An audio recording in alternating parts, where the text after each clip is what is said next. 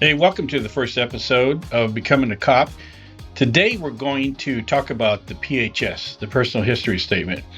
It's also known as not only the PHS, the Personal History Statement, it's known as the application, the PHQ. Some departments call it by a different name. The bottom line is the application, or the PHS, is the background investigator's introduction to you. So we're going to go over some of the things that we need to know about the PHS, some of the common pitfalls, and ways to complete the PHS in order to make a really good impression on the background investigator. So I'm going to pull up the California Post PHS. I like it. It's a good PHS. It's thorough.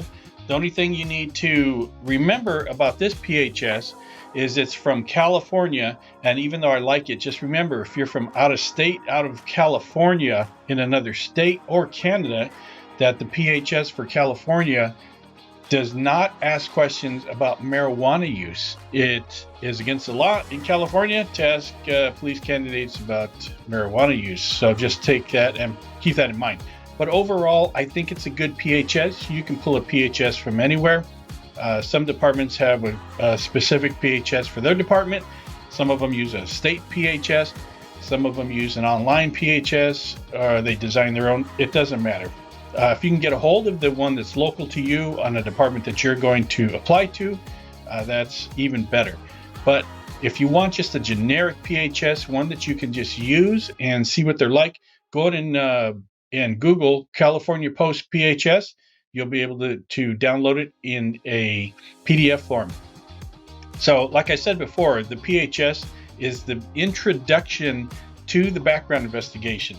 Obviously, the background investigator is going to see the PHS before they talk to you. There's no talking with you before they get the PHS. They form an opinion based on the PHS. So it's hard to change the investigator's mind later on once they've seen your PHS and trying to fix it later because you misstated something or you didn't answer something correctly, something like that. We'll go through this PHS. We'll go through some important sections on it. But first, I want to get through some issues that a lot of candidates have problems with on the PHS. One thing I want you to keep in mind is read the PHS thoroughly. I can't tell you how many times I've gone through a PHS. The answers to the questions don't make sense, or they're blank or something like that. Make sure you read it thoroughly and that you answer the questions thoroughly and don't leave blanks. Another thing that candidates do all the time is they overthink the questions. Most of the questions are yes or no. Did this happen? Did this not happen? Your answers that you're going to give on the PHS are just based solely on the questions. Don't try and look under the hood. Don't try and think of what did they mean when they asked this question. Just look at the question, answer it. If you're not sure if it applies to you and you think maybe it could, go in and answer yes and then offer an explanation later. But don't try and read into the questions and think of what are they saying in this question, because you're going to get yourself in more trouble trying to analyze the questions. Another thing that I want you to pay attention to is gather documentation. Have everything ready for by the time you complete your PHS, have every document ready to go. And most of the websites that police departments, for their recruitment and things like that, they're going to have a list of documents that you need: driver's license, certified birth certificate, transcripts, sealed transcripts, anything that's pertinent to your background investigation. Just making sure you have it on hand before you get that PHS in hand and get ready to fill it out. Another thing, candidates ask me, when should I start filling out the PHS, or when should I start getting ready to fill out the PHS? I would suggest a minimum of pick up that PHS 3 months before you want to turn the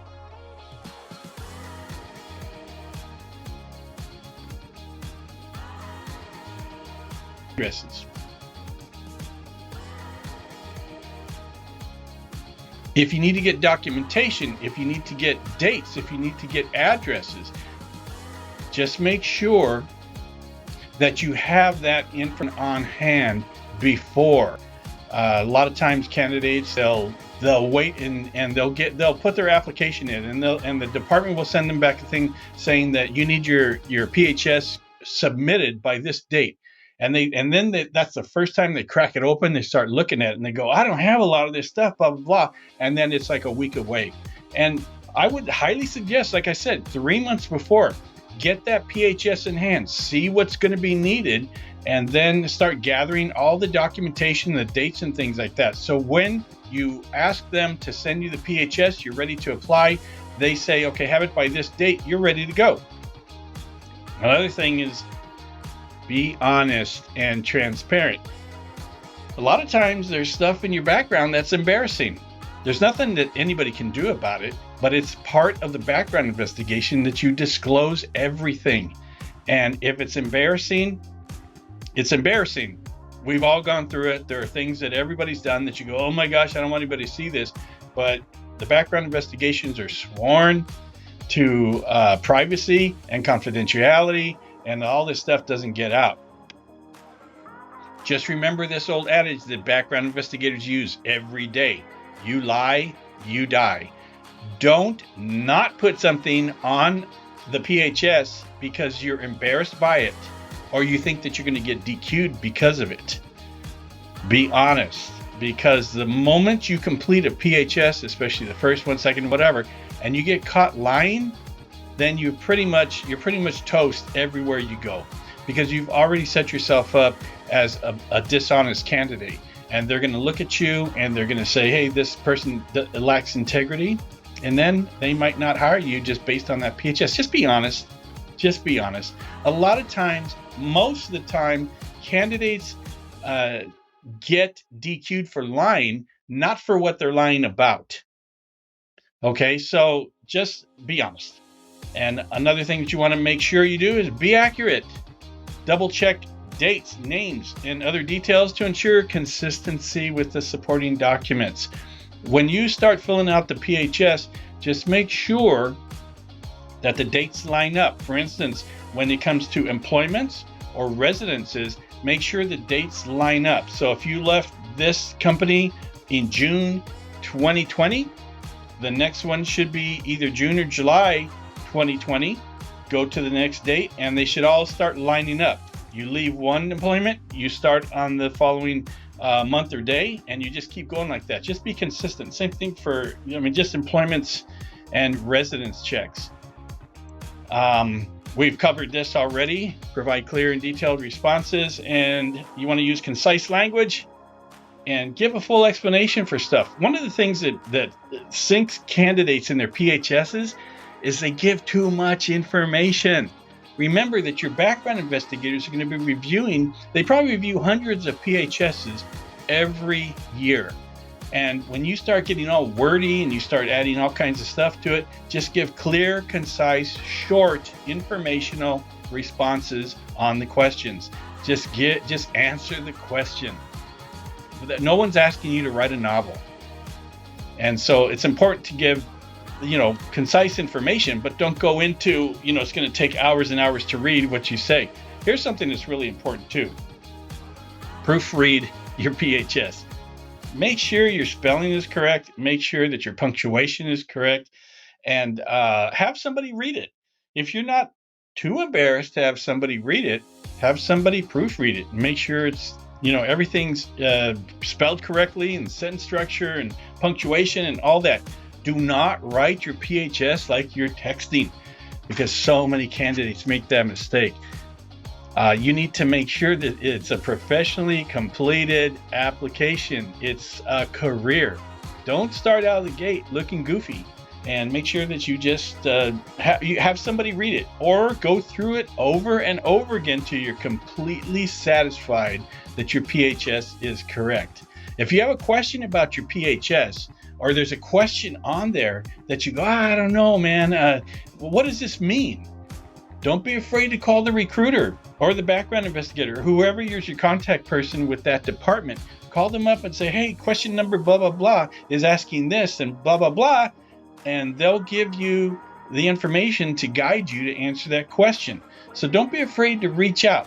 What I want to do now is I want to go through some of the PHS sections to tell you what you're going to be looking at. So let's go through this PHS, and I'm gonna cover some places. Just, if they're really generic, we'll just go through those very quickly. Obviously, the section about personal information, they're going to ask about you and where you live, phone numbers, things like that, birthplaces, things like that, things like that, your immediate family, spouse, your parents, relatives, brothers, sisters, and stuff like that. So this is pretty self-explanatory, all this stuff. It's hard to mess this up, but some people do. One thing I want to make sure that you guys understand too. A lot of times, parents aren't in the lives of their kids, and sometimes candidates just put down where it says father, NA, and your parent can't be NA.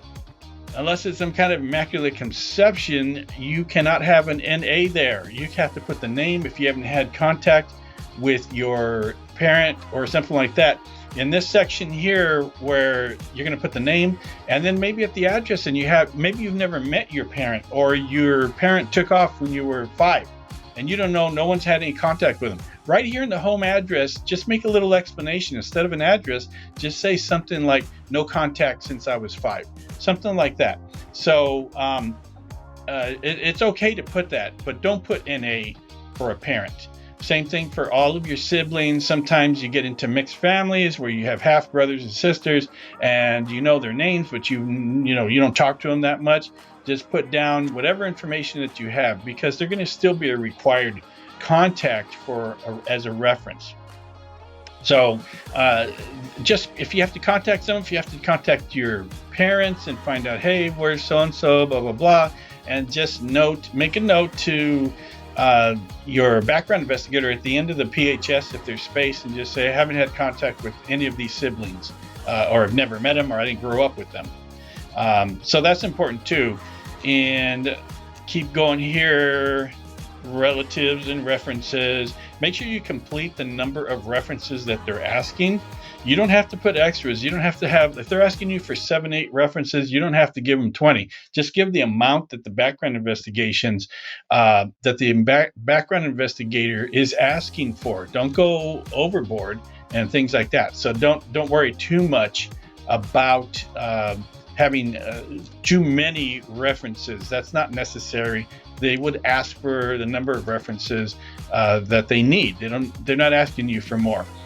Education, self-explanatory. You put down high school, college, things like that.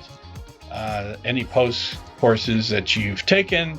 Let's go down. Residences are important. And here for the residences, you're going to put down the addresses where you live. If you live with your parents or you're renting from somebody, you can put their name down here, but don't worry about if you lived at a place and your parents were renting, you can ask them for the rental property information. But the bottom line is, if you live with your parents and they're collecting the rent, or you just live with them, just put their name down here. You don't have to have the whole rental information unless it's an apartment complex.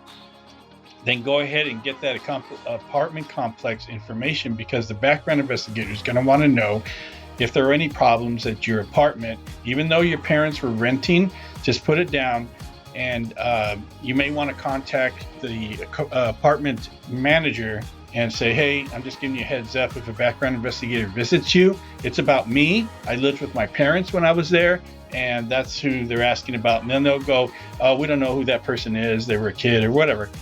And you don't have to know the property manager. You don't have to be on the rental agreement. But if it's a rental property and it's a house or an apartment complex, and you happen to know the person's address, go and put them in there. But otherwise, if your parents own the home or something like that, just put them down. You don't have to worry about that.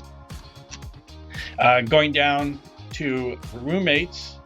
Your roommates are going to be people that you lived with. You don't have to put your parents down.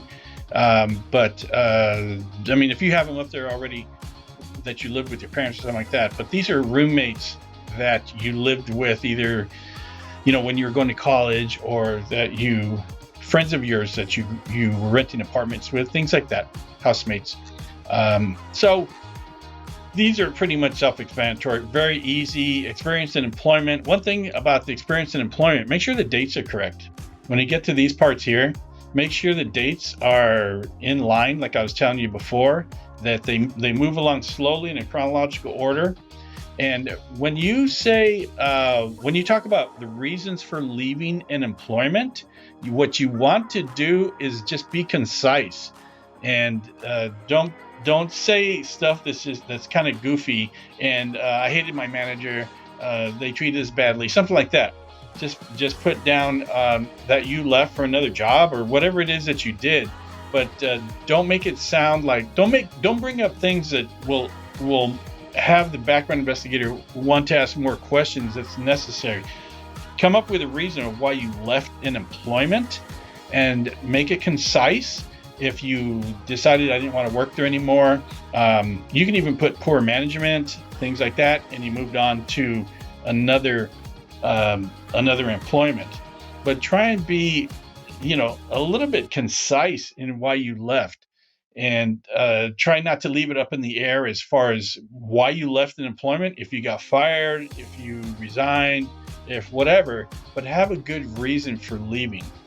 And that's pretty much, that's pretty easy on that. But you'd find that a lot of candidates, they just put goofy reasons down, and the background investigator is going to have questions about it. So you want to, when you put down why you left an employment, just make sure that it answers all the questions about why you left. So these are on the employments, and it's fairly self-explanatory. One thing about the employments is that a lot of times you either didn't work with somebody, or it's long ago and you don't remember the supervisor or co-workers.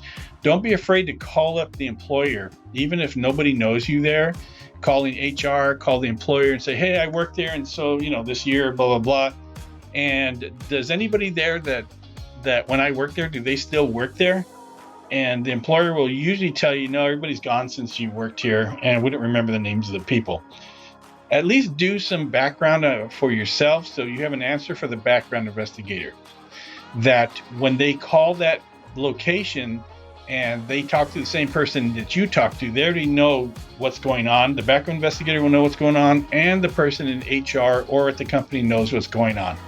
So a lot of times employers don't keep files after a certain amount of years, and they don't know you from anybody, and there's nobody that works there. But if you happen to know somebody that's your supervisor or your coworkers, go ahead and put them down here. But don't leave those blank. If it says supervisor and you can't remember, just say, hey, I don't remember the person. I don't remember who was there when I was there, whatever. But for the most part, most people remember who they worked with and for. You don't have to have their phone numbers or emails or anything. If you work with them, doesn't mean that you gathered their cell phone numbers or their emails. Just means that you don't remember. And that's okay to put that there, but at least put something there that you did your due diligence to try and find out who these people were, or you try to remember their name. If for a supervisor, if you got to put Bob and then the contact number here, and you say, I don't recall, or you never had it. Background investigators are usually pretty good with that. So getting down here, I want to get down to the parts that they start asking questions about discipline and things like that. Make sure that you put down the discipline. One of the things, this is for instance, in California, is that as a current or former employee, you have a right by law to review your personnel file if there is one on file, and make copies of anything you signed. So it's always a good idea. If you can't remember, the worst thing that can happen, or one of the bad things that happens, is you leave a job, you fill out your PHS, and then later on you apply and you don't remember you got written up, or you got talked to, or there's something in your file. Then you put down, nothing happened there, and then your background investigator goes to HR to look at your file, and there's 2-3 write-ups in there, or there's a evaluation that doesn't look good, something like that. And then the background investigator goes back to you and says, hey, so what's up? You said you were never disciplined here, you never talked to, and then they say, I found this in your file. Easiest thing for you to do is to go and look at the file yourself and see if there's anything in there. So I would highly suggest that if it's possible in your state to do that. And all these questions are pretty simple. Have you ever been fired or released from probation or asked to resign from any place of employment? There's those questions are pretty easy to answer to. But as far as those questions go in employment, make sure that you have the correct answers. If you have to call the employer and see if there's a file, then do that and see if there's in your state, if it's possible to review your file, if in fact there is one. So yeah, as far as all of the employments go, those are pretty much all the same. Your application processes, make sure that you, if you have applied for agencies, make sure you're tracking which ones you applied to.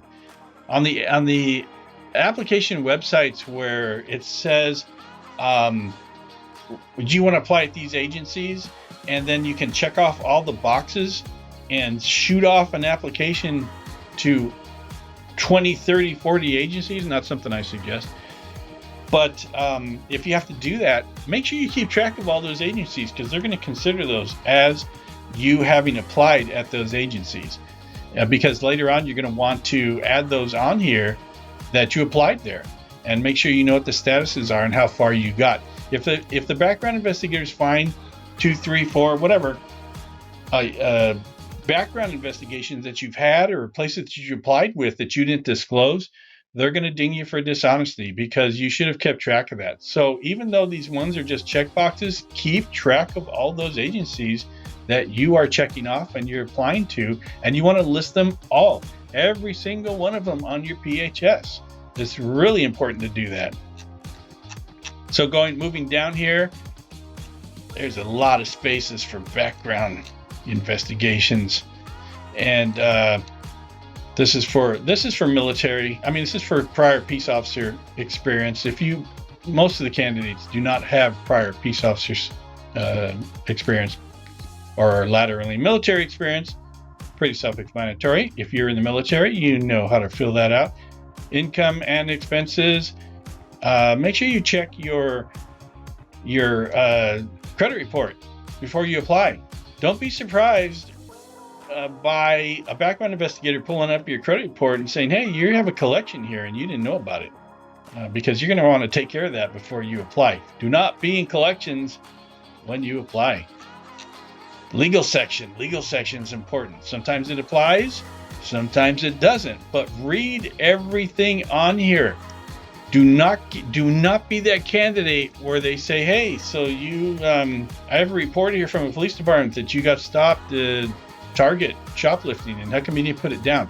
Make sure that you read every single question in the legal part and you answer them correctly, because this is very, very important to make sure that you answer all these questions. Don't get caught, especially in this legal section. In the California Post PHS, they're going to separate the legal section by misdemeanor and felonies.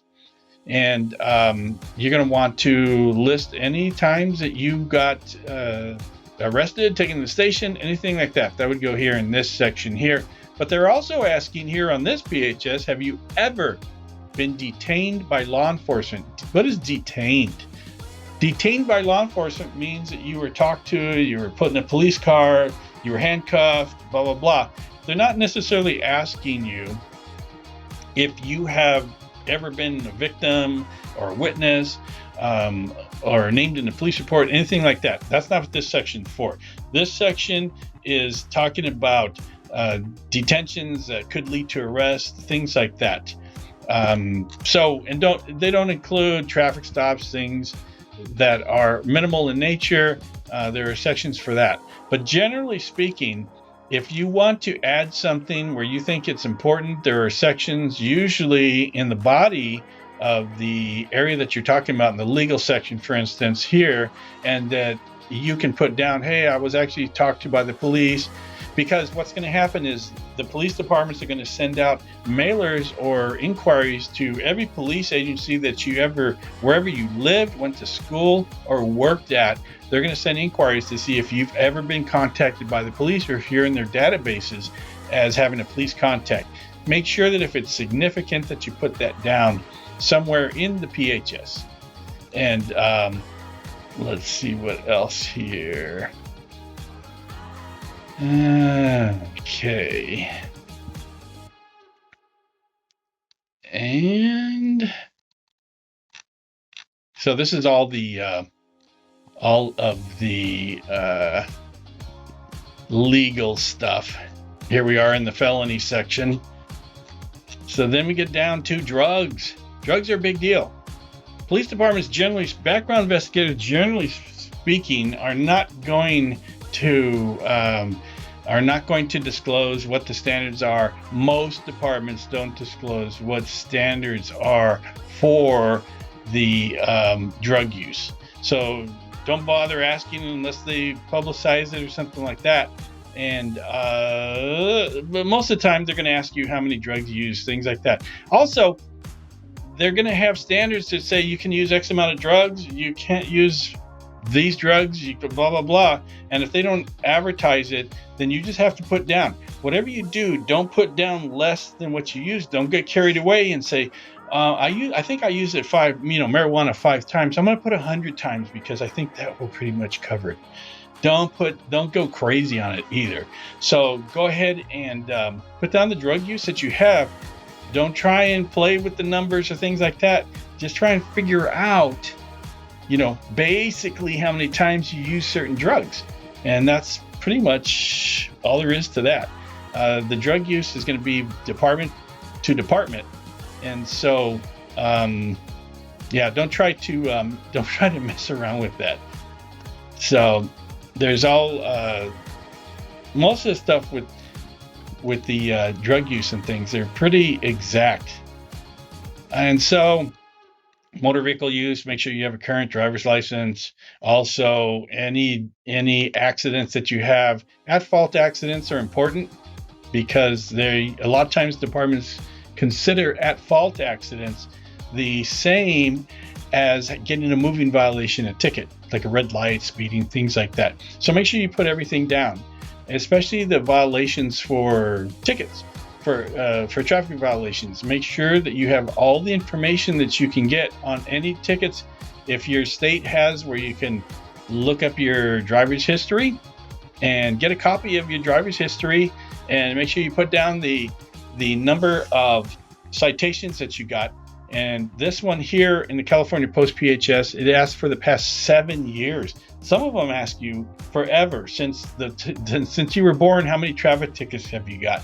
So I know it's hard to remember them, but see if you can get a history of your driving history to try and get as concise information as possible. Accidents. If you are in a car accident and there's a police report taken, get a copy of the police report. Get that already set up to turn in to your background investigator so they don't have to ask for a copy of the police report. Your insurance company also has copies of your accidents, especially if if you reported it, they're going to have a copy of it.